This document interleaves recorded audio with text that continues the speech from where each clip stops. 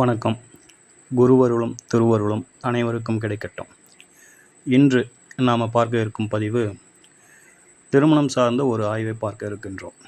அதாவது எவ்வளவுதான் நம்ம முயற்சி செய்தாலும் அந்த கல்யாணம் அப்படிங்கிறது மட்டும் கூடி வராது. ஏதோ ஒரு காரணத்தினால தட்டி போகும் அல்லது தாமதமாகும். என்ன காரணம்? பொதுவாக 2ஆம் இடத்தை பார்ப்போம், 4ஆம் இடத்தை பார்ப்போம், 7ஆம் இடத்தை பார்ப்போம், 12ஆம் இடத்தை பார்ப்போம். இதுதான் திருமணத்திற்கு தடை தாமதங்களை சொல்லக்கூடிய ஆய்வில் முக்கிய பங்காற்றக்கூடிய ஒரு பாவகங்கள். இந்த பாவங்களை தாண்டி வேறு ஏதேனும் காரணங்கள் இருக்குதா அப்படின்னு பார்த்தோம் அப்படின்னாக்கா தோஷங்களில் எல்லோரும் பார்க்கக்கூடிய தோஷங்கள் அப்படின்னு சொல்லுகின்ற பொழுது செவ்வாய் தோஷம், மாங்கல்ய தோஷம், தார தோஷம், களத்திர தோஷம், புத்திர தோஷம், ஆயுள் குற்றம், லக்னாதிபதி எண்ணிலை, 7ஆம் அதிபதி எண்ணிலை, குடும்பாதிபதி எண்ணிலை, இப்படி தான் நம்ம பார்ப்போம். இதில் பார்த்தோம்னாலே ஓரளவுக்கு நமக்கு உண்டான பதில் காரணம் அப்படிங்கிறது கிடைச்சிடும். ஆனால் இதை எல்லாத்தையும் தாண்டி இன்னும் ஒரு சில காரண காரியங்கள் அல்லது தோஷங்கள் ஜாதகத்தில் ஒளிந்து கொண்டு இருக்கும். அப்படி ஒளிஞ்சிக்கிட்டு இருக்க அல்லது எல்லோருக்கும் அறியப்படாத ஒரு தோஷமாக கருதக்கூடிய ஒரு விஷயத்தை தான் நம்ம இந்த ஆய்வின் மூலம் வெளிப்படுத்த இருக்கின்றோம். அதனால் இந்த காணொளியை பார்க்கின்ற அன்பர்கள், நண்பர்கள், நம்முடைய இந்த பதிவு உங்களுக்கு பிடித்திருந்தால் ஒரு லைக் பண்ணுங்கள். ரொம்ப பிடிச்சிருந்தது அப்படின்னாக்கா நண்பர்களுக்கு பகிருங்கள். இன்னும் ரொம்ப பிடிச்சிருந்தது அப்படின்னாக்கா சேனலை சப்ஸ்கிரைப் பண்ணுங்கள். சரிங்களா? அதேபோல் ஒவ்வொரு பதிவையுமே நாங்கள் முடிஞ்ச அளவுக்கு இந்த காணொளியை பார்க்கும் அன்பர்களுக்கு அது பயனுள்ள பதிவாக இருக்கணும் அப்படிங்கிறதுல ரொம்ப முனைப்போடு செயல்படுறோம். இதனால் எந்த ஒரு பிரயோஜனமோ அல்லது லாப நோக்கோ எங்களுக்கு இல்லை. ஆனால் இந்த கலை அப்படிங்கிறது ஒரு அற்புதமான கலை. நம்மோடு அது போயிடக்கூடாது அப்படிங்கிற காரணத்தினாலையும் நமக்கு தெரிந்த இந்த விஷயங்கள் 4 பேரை சென்றடையணும் அப்படிங்கிற ஒரு நோக்கத்துலேயும் தான் இந்த பதிவுகள் கொடுக்கப்படுது அப்படிங்கிறத பார்த்துக்கோங்க. சரிங்களா? அதனால் இந்த பதிவை முடிந்தவரை கடைசி வரைக்கும் பாருங்கள். அப்போ தான் உங்களுக்கு புரியும், மனதில் நிற்கும் அப்படிங்கிறத பார்த்துக்கோங்க. இப்போ நம்ம இந்த ஆய்வில் இந்த விதிகளை எப்படி விளக்க போகிறோம் அப்படின்னாக்கா ஒரு உண்மை ஜாதகத்தை போட்டு அதை தான் நம்ம விளக்கம் கொடுக்க இருக்கின்றோம். சரிங்களா? இது ஒரு ஆண் ஜாதகம். இந்த ஜாதகம் பிறந்த தேதி 28/6/1981, நேரம் 10:29 இரவு. சரிங்களா? லக்னம் கும்பலக்னம், ரிஷபத்தில் சந்திரன் செவ்வாய், மிதனத்தில் சூரியன் புதன், கடகத்தில் சுக்கிரன் ராகு, கன்னியில் குரு சனீஸ்வர பகவான், மகரத்தில் கேது பகவான். இதுதான் இந்த ஜாதகத்தின் கிரக நிலைகள். சரிங்களா? திருமணம் சார்ந்த ஆய்வுன்னு வந்துட்டாக்கா நம்ம லக்ன ரீதியாகவும் ராசி ரீதியாகவும், அதாவது லக்னத்தை மையப்படுத்தியும் சந்திரனை மையப்படுத்தியும் 2ஆம் பாவகம், 4ஆம் பாவகம், 7ஆம் பாவகம், 8ஆம் பாவகம், 12ஆம் பாவகம், இந்த 5ஐயும் நாம் ஆய்வுக்கு உட்படுத்தணும். இந்த 5இல் 2ஆம் இடம், 7ஆம் இடம், 8ஆம் இடம் இது ரொம்ப ரொம்ப முக்கியம். 12ஆம் இடம் அதுக்கு அடுத்து ஒரு 70% முக்கியத்துவம் பெறும். 4ஆம் இடத்தை பொறுத்தவரையிலும் ஒரு 50% அதற்கும் குறைவாக தான் அது ஆய்வுக்கு உட்படுத்தும் போது அதனுடைய நிலைப்பாட்டை வெளிப்படுத்தும். இப்போது இந்த பாவமும் இந்த பாவாதிபதிகளும் பலவீனப்பட்டது அப்படின்னாக்கா அது தாமத திருமணத்தை சொல்லும். கிரகங்களில் பொறுத்தவரையிலும் திருமணத்துக்குண்டான கிரகங்கள் அப்படின்னு சொல்லிட்டு எடுக்கின்ற பொழுது செவ்வாய் சுக்கிரன், இந்த 2 கிரகங்களில் செவ்வாய் பலவீனப்பட்டு இருந்தது அப்படின்னாக்கா பாவகோள்களோட சம்மந்தப்பட்டோ அல்லது அஸ்தங்கம் அடைந்தோ, வக்ரம் அடைந்தோ, அல்லது தன் வீட்டுக்கு மறைந்திருந்தோ, இப்படி ஏதோ ஒரு காரணத்தில் அல்லது தனது பயணத்தில் தொடர்ந்து பாவக்கோள்களையே சந்திச்சுட்டு போயிட்டே இருக்கும். அல்லது அவருக்கு 12ல் சுக்கிரன் மறைஞ்சிருப்பார். அவருக்கு திரிகோணத்துலேயோ அல்லது அவருக்கு பார்வையிலையோ தொடர்புலையோ பெண் கிரகங்களே வந்திருக்காதுன்னு வச்சுங்களேன். இது போன்ற அமைப்புகளில் செவ்வாய் பகவான் இருப்பார். இந்த மாதிரி நிலை இருந்தது அப்படின்னாலும் அந்த ஜாதக அமைப்புள்ள அன்பர்களுக்கும் திருமணம் அப்படிங்கிறது வந்து அவ்வளவு எளிதில் நடக்கிறதில்ல அப்படிங்கிறது ஒரு யதார்த்தம். சரிங்களா? அந்த வகையில் நம்ம இன்று இந்த ஜாதகத்துக்கு முதல்ல வந்து 2ஆம் இடம், 7ஆம் இடம், 8ஆம் இடம், 12ஆம் இடம் இதை பார்ப்போம். முதல்ல வந்து இந்த ஜாதகத்துக்கு 2ஆம் இடம் அப்படிங்கிறது வந்து தனாதிபதி, குடும்பாதிபதி. அவர் வந்து குரு பகவான் மீனம். அவர் வந்து 8ஆம் இடத்துல இருக்கிறாருங்க. 8ஆம் இடத்துல இருக்கிறது 2ஆம் அதிபதி மட்டும் 8ஆம் இடத்துக்கு வரலாம். ஏன் அப்படின்னாக்கா 2ஆம் அதிபதி 8ல் இருந்தாலும் தன் வீட்டை தானே பார்த்து விடுவார். அந்த வகையில் வந்து அவர் 8ஆம் இடத்துக்கு வரலாம். ஆனால் இதில் வந்து பொருள்காரகத்துவம் சிறப்பாக இருக்கும். பொருளாதாரம் அப்படிங்கிறது வந்து நல்லா இருக்கும். ஆனால் உயிர்காரகத்துவம் அப்படிங்கிறது சங்கடத்தை கொடுக்கும் அப்படிங்கிற மாதிரியான ஒரு நிலைப்பாடு. சரிங்களா? ஸோ 2ஆம் அதிபதி 8ல் இருப்பது அந்த அளவுக்கு வந்து சிறப்பு இல்லை. 4ஆம் இடம், 4ஆம் அதிபதி அப்படிங்கிறது வந்து 6க்கு போச்சு. 4, 6 தொடர்பு வந்தது அப்படின்னாலே அது வந்து கொஞ்சம் சிக்கல் தாங்க. ஏன் அப்படின்னாக்கா சுகம் அப்படிங்கிறது 4ஆம் இடம், ரோகம் அப்படிங்கிறது 6ஆம் இடம். ஆக இது ரெண்டும் இந்த இடத்துல வந்து இந்த ஜாதகத்தில் பரிவர்த்தனை ஆகியிருக்குது. ஆக ஜாதகருக்கு உடல் சார்ந்த தொந்தரவுகள் இருக்கலாம், அல்லது நோய் சார்ந்த தொந்தரவுகள் இருக்கலாம், அல்லது கடன் சார்ந்த தொந்தரவுகள் இருக்கலாம் அப்படிங்கிற மாதிரியான ஒரு நிலைப்பாட்டை இது அறிவிக்கும். இதுவும் வந்து சிறப்பு இல்லை. சரிங்களா? 7ஆம் இடம், 7ஆம் இடத்தை பொறுத்தவரைக்கும் லக்ன ரீதியாக சூரிய பகவான், சிம்மம் தான் 7ஆம் இடம். அந்த அதிபதி 5ஆம் இடத்து அதிபதியோடு சேர்ந்து இருக்குது. அப்போ இது காதலை தரணுமே அப்படிங்கிற ஒரு நிலைப்பாடு இல்லைங்களா? 5, 7 தொடர்பு காதலை சொல்லும். 5ஆம் இடத்துல இருக்கிறாரு அப்படின்னும் போது நம்மளுக்கு பார்க்குறதுக்கு வந்து ஒரு நல்ல அமைப்பு தானே அப்படின்ற மாதிரி தோணும். ஆனால் இதனுடைய நிலைப்பாடு என்ன அப்படின்னாக்கா முதல்ல வந்து பாவத்துக்கு பார்த்துருவோம். இந்த பாவத்தை பொறுத்தவரையிலும் கடகத்தில் ராகுவும் கன்னியில் சனீஸ்வர பகவானும் அமர்ந்து பாவகத்திரி தோஷத்தில் மாட்டுச்சு. அடுத்ததாக பாவ அதிபதியை பார்த்துருவோம். பாவ அதிபதி ஆட்சி பெற்ற புதனோடு இருப்பது சிறப்பு அப்படின்னாலும் ரிஷபத்தில் செவ்வாய் பகவானும் கடகத்தில் ராகு பகவானும் சேர்ந்து அமர்ந்து அதன் அதிபதி இங்கே வந்து பாபகத்திரி தோஷத்தில் மாட்டினார். ஆக 7ஆம் பாவமும் 7ஆம் பாவாதிபதியும் இங்கே வந்து பலவீனம். 8ஆம் இடத்துல சனீஸ்வர பகவான் லக்னாதிபதி என்ற வகையில் இது வந்து கொஞ்சம் சங்கடம்னாலும் கிரகங்களில் தோஷத்தை தரும் அமைப்பில் சனீஸ்வர பகவானுக்கு ஒரு முக்கிய பங்கு உண்டு அப்படிங்கிற மாதிரியான ஒரு நிலைப்பாடு.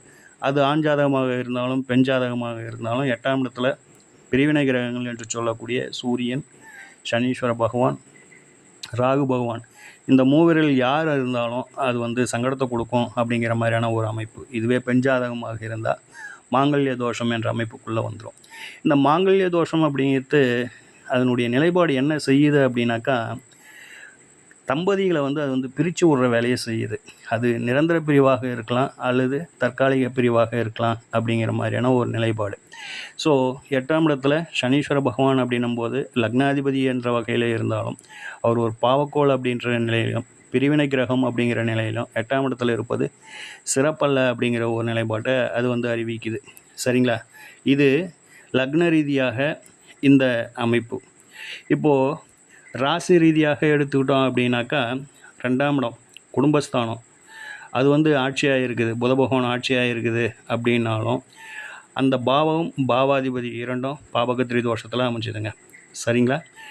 அதே போல் வந்து 7ஆம் அதிபதி ராசிக்கு 7ஆம் அதிபதியான செவ்வாய் பகவான் ரிஷப ராசியிலே வந்து அமர்ந்திருக்குதுங்க. இது பரவாயில்ல அப்படிங்கிற மாதிரியான ஒரு அமைப்பு. அடுத்து திருமணம் சார்ந்த இந்த ஆய்வுகளில் அதிகமாக முக்கியத்துவம் கொடுத்து பார்க்கப்படுவது செவ்வாய் தோஷம். செவ்வாய் தோஷத்தை பொறுத்த பிரகாரம் லக்ன ரீதியாக 4ஆம் இடத்துல செவ்வாய் இருப்பது ஒரு குறை தான். அதே போல் வந்து ராசிக்கு சந்திரனோடு சேர்ந்து இருப்பது அப்படிங்கிறது ஓரளவுக்கு வந்து அது வந்து கொஞ்சம் சிறப்பில்லாத ஒரு தன்மை தான். அப்படின்னாலும் இது 4ஆம் இடத்துல இருக்கிறதுனால பெரிய அளவில் வந்து இந்த தோஷம் பாதிக்காது அப்படிங்கிற மாதிரியான ஒரு நிலைப்பாடு. சரிங்களா? ஸோ செவ்வாய் தோஷத்துக்கு இந்த ஜாதகத்துக்கு அதீத ஒரு முக்கியத்துவம் கொடுக்க தேவையில்லை. அடுத்ததாக பார்த்தோம் அப்படின்னாக்கா களத்திர தோஷம் அல்லது தாரதோஷம் அப்படிங்கிற மாதிரி எதனா இருக்குதா அப்படின்னாக்கா இங்கே தாரதோஷம் அப்படின்னும்போது 7ஆம் பாவாதிபதி பலவீனப்பட்டு 11ஆம் பாவாதிபதி வளர்க்கணும். ஆனால் இங்கே 11ஆம் பாவாதிபதியான குரு 8ஆம் இடத்துக்கு வந்துட்டார். 7ஆம் பாவாதிபதி 5ல் இருக்கிறார் அப்படிங்கிற அந்த ஒரு வரிக்காக அதை வந்து நாம் வந்து பரவாயில்ல அப்படின்ற ஒரு நிலைப்பாட்டை ஏற்றலாம். சரிங்களா? இருந்தாலும் 7ஆம் பாவாதிபதியும் பலவீனம் அப்படிங்கிறத நம்ம மறந்துடக்கூடாது. சரிங்களா? அடுத்ததாக மாங்கல்ய தோஷம் அப்படின்றது வந்து பிரித்து விடுறது அப்படிங்கிற வகையில் பிரிவினை கிரகங்கள் 8ஆம் இடத்துல இருப்பது கொஞ்சம் சிறப்புள்ள அப்படிங்கிற மாதிரியான ஒரு அமைப்பு. அடுத்து முக்கியமாக பார்க்க வேண்டிய ஒரு குறைபாடு தோஷம் அப்படின்னு சொல்லிட்டு சொன்னோம் அப்படின்னாக்கா புத்திர தோஷங்க. புத்திர தோஷத்தை பொறுத்தவரையிலும் லக்னத்திற்கு 5ஆம் இடம் அதன் அதிபதி பலம் அப்படிங்கிற ஒரு நிலைப்பாட்டில் இருந்தாலும் அது வந்து சூரியனை நோக்கி வருது, அஸ்தங்கத்தை நோக்கி வருகின்ற ஒரு நிலை. 3-10க்குரிய செவ்வாயின் வேதகனின் சாரத்தில் இருப்பதும் அதை வந்து சனீஸ்வர பகவான் பார்வை செய்வதும் இங்கே வந்து சிறப்பில்லாத ஒரு நிலைப்பாடாக இருக்குது. அதாவது வந்து புதன் அப்படிங்கிற ஒரு ஆட்சி பெற்றதுனால அந்த அழித்தன்மை குறையும். ஆனால் அவர் இன்னொரு அழிகிரகமான சனீஸ்வர பகவான் பார்ப்பது கொஞ்சம் சிறப்பல்ல. அந்த பாவகம் பாபகத்திரி தோஷத்தில் மாட்டினதும் அந்தளவுக்கு வந்து சிறப்பல்ல. சரிங்களா? ஸோ பாவம் பாவாதிபதி அதிபதிக்கு சனீஸ்வர பகவானின் தொடர்பு அப்படிங்கிறதுலாம் கொஞ்சம் பலவீனத்தை காட்டுது புத்திரம் அப்படிங்கிற வகையில்.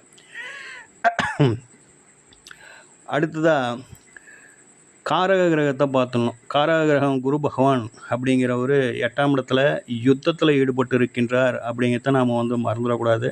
அது இன்னும் கூடுதலான பலவீனம் அப்படிங்கிறத பார்த்துக்கணும்.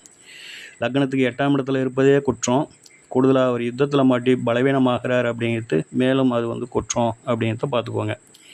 சரிங்களா?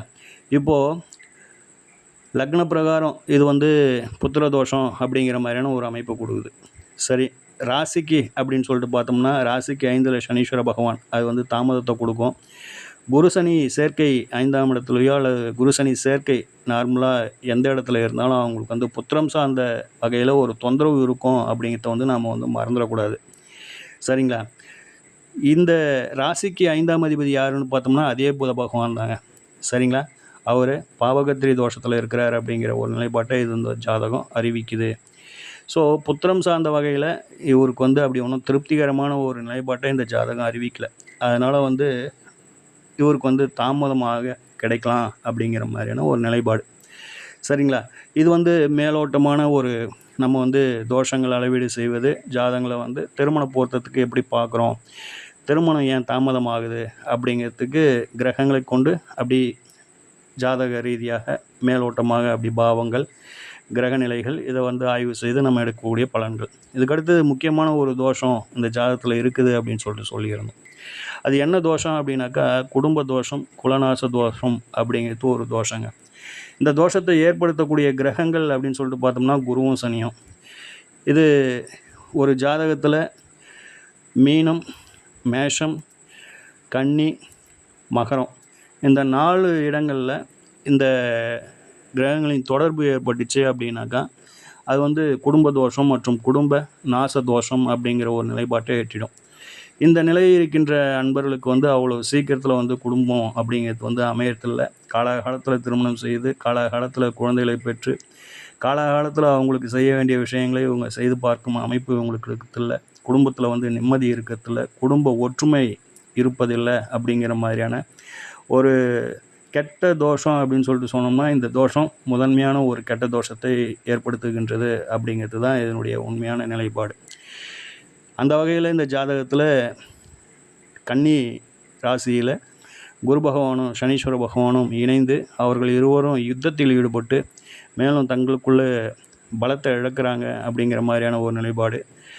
கூடுதலாக இந்த 2 கிரக சேர்க்கையும் சேர்ந்து குடும்ப தோஷம், குலநாச தோஷம் என்ற ஒரு தோஷத்தை ஏற்படுத்தி இந்த ஜாதகருக்கு வந்து திருமணம் அப்படிங்கிற அந்த ஒரு பெரிய ஒரு எதிர்பார்ப்பை பூர்த்தி செய்யாமலே இது வந்து கடத்திக்கிட்டே வந்துருக்குது அப்படிங்கிறது தான், தள்ளி போட்டுக்கிட்டே வந்திருக்குது அப்படிங்கிறது தான் உண்மையான யதார்த்தமான ஒரு நிலைப்பாடு அப்படிங்கிறது இந்த ஜாதகத்தின் ஒரு சூட்சமம்.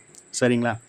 ஸோ உங்களுக்கு வர ஜாதகங்களில் அல்லது நீங்கள் பார்த்த ஜாதகங்களில் இப்போது நாம் சொன்ன இந்த தோஷமானது இருந்தது அப்படின்னாக்கா நீங்கள் வந்து இதுதான் காரணம் அப்படிங்கிற ஒரு நிலைப்பாட்டை எட்டலாம். நல்லா பார்த்துங்க.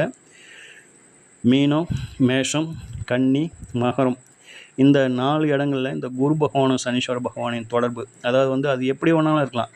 உதாரணமாக இப்போது மீனத்தில் குரு பகவானை வச்சிங்க, மகரத்தில் சனீஸ்வர பகவானை வச்சிங்க, இங்கேருந்து இங்கே குருவை பார்ப்பார், 3ஆம் பார்வையாக பார்ப்பார்.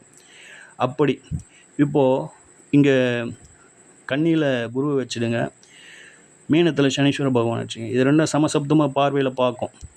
இந்த மாதிரி அப்படி ஏதேனும் ஒரு ரூபத்தில் இந்த வீடுகளோடு சேர்ந்து இந்த 2 கிரகங்களின் தொடர்பு ஏற்படுகின்ற பொழுது அது குடும்ப தோஷம், குலநாச தோஷம் அப்படிங்கிறத பார்த்துக்கோங்க.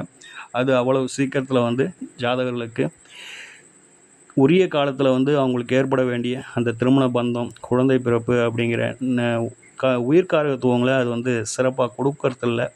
மற்றும் குடும்பத்தில் நல்ல ஒரு மகிழ்ச்சியை கொடுப்பதில்ல, ஒற்றுமையை கொடுப்பதில்ல, பொருளாதாரத்தை கைக்கு வந்தால் மிச்சம் பண்ண விடுறதில்ல அப்படிங்கிற மாதிரியான நிலைப்பாட்டெல்லாம் இது எட்டும் அப்படிங்கிறத பார்த்துக்கோங்க.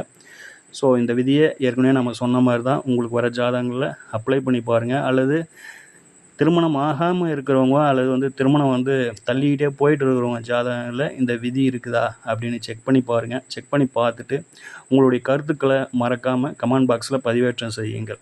சரிங்களா? ரொம்ப பிடிச்சிருந்தது இந்த ஜாதகம், இது சரி அப்படின்னு சொல்லிட்டு பட்டுது அப்படின்னாக்கா ஒரு லைக் மறக்காமல் வீடியோவுக்கு போட்டுருங்க. சரிங்களா? ஓம் ஸ்ரீ ராஜகணபதி ஐயா அவர்களின் அருளோடும், ஓம் ஸ்ரீ லோபாமுத்திரை சமேத ஸ்ரீ அகத்தியர் ஐயா அவர்களின் ஆசியோடும் அனைவருக்கும் வாழ்வில் நலமும் வளமும் கிடைக்கப்பெற்று ஆனந்தமும் மகிழ்ச்சியும் என்றென்றும் நிலைத்திருக்கட்டும். வாழ்க வளமுடன், வாழ்க பல்லாண்டு. நன்றிகள், வணக்கம்.